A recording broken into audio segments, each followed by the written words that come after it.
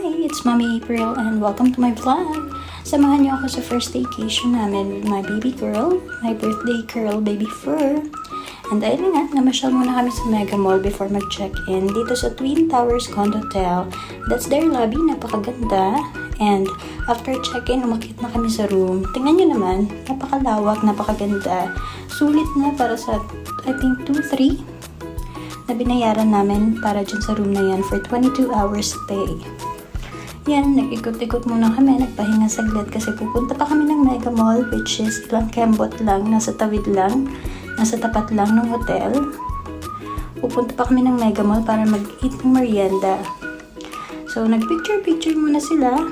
Bago nga pala kami pumunta ng Mega Mall, may playground mismo dun sa building para sa mga kids, so mag-i-enjoy talaga sila dito. Good thing na pagpunta namin doon, may naabutan yung baby ko na naglalaro din. So, may nakalaro siya. Medyo pahirapan lang nung paalis na kami kasi nag-iiyak talaga siya. Ayaw niyang umalis.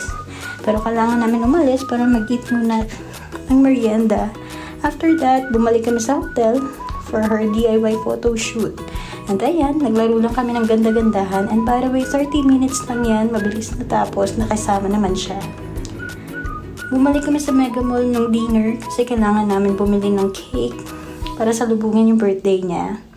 So, wala na kami masyadong pictures pero ito na yung cake. Kinantahan namin siya ng happy birthday. Medyo kinikilig pa nga siya.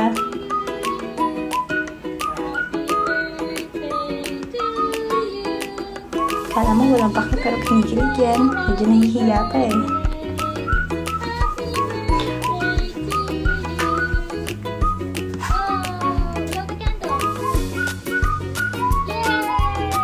That's her favorite part, mga mi, ang mag-blow ng candle pag kinakantahan siya ng happy birthday. And nag-picture-picture lang kami saglit. After that, dapat matutulog na kami pero wala. Nilantakan niya muna yung cake bago kami matulog kasi gusto niya daw kumain. So, ayan na nga, after niya natulog na kami. And kinabukasan, in the morning, ayan, sarap ng gising nila. Nag-breakfast muna kami, mga pinabili namin sa Mega Mall kagabi. Nag-ready na din kasi nga magsiswim nga sila. By the way, itong hotel na to, may swimming pool siya, dalawa pa. Dito kami naligo sa Building A, which is the pool na tinatawag nilang lagoon. Open yung taas ng mga miyan, napakaganda ng area. Ayan, kita nyo naman, napakalawak and wala masyadong tao nung nag-swimming kami. Meron lang siyang nabutang isang bata na naging kalaro niya and of course, nung umahon na kami, iyakan na naman. By the way mga mi, para dito sa pool na to, sa Building A, may swimming pool din sila sa kabila which is Building B, same floor.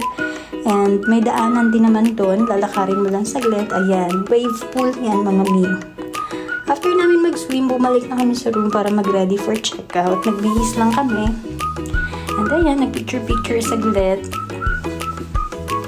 After namin mag-checkout, pupunta pa kasi kami sa Mega Mall to meet my sister.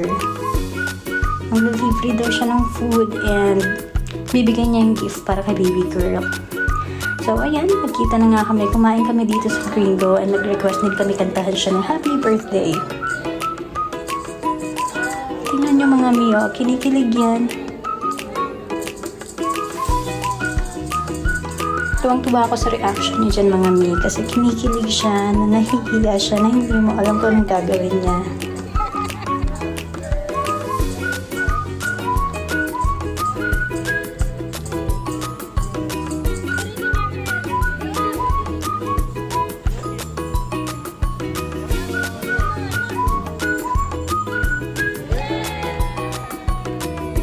Kain na. After nyan, ito, habang kumakain siya. By the way, mga mi dyan sa Gringo, the best yung mga pagkain. I highly recommend that place. The resto. And kinakain niya pa, favorite niya yung taco. Yan, may papikit-pikit pa. Masarap kasi talaga. And, ito yung mga in-order namin mga mi. May beef, may chicken, java rice, potatoes. And, happy naman ang baby girl. After that, namasyal lang kami saglit. Naglaro siya ng ganda-gandahan with her tita. Ayan, pinagod niya lang naman yung tita niyang kakatakbo. After that, pauwi na rin naman kami. Picture-picture lang siya saglit, ganda-gandahan ulit. And, yun lang. pagod na pagod siya pag-uwi. Ayan, halata naman, di ba? Pagdating ng bahay, pinakita na namin yung mga gifts niya. Nag-unwrap na rin kami. Bakit next vlog na lang yun? That's all for today.